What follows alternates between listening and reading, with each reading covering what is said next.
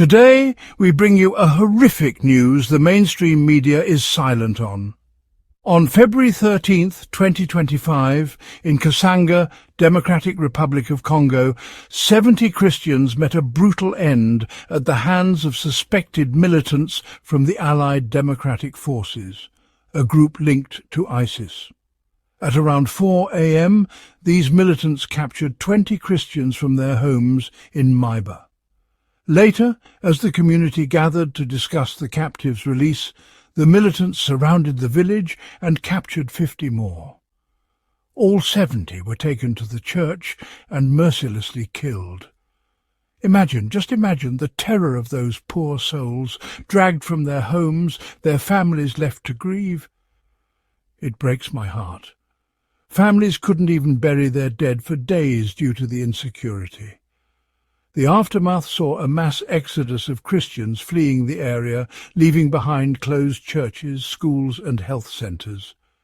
This attack is part of escalating violence by the ADF in northeast DRC. Over 200 people were killed by this group in Bazwaga chiefdom just the month prior. The activities of the M23 rebel group have further destabilised the region, allowing the ADF to operate with impunity. The DRC rose 6 places to number 35 on the Open Doors World Watch list due to increased violence. Last year alone, 355 Christians were killed for their faith, and an estimated 10,000 were internally displaced. And the world stands by, idly watching as this barbarity unfolds. We must do something, anything, to stop this madness. But even in the darkest of times, faith endures. These brave Christians, they clung to their beliefs, even in the face of death. Their spirit will not be broken.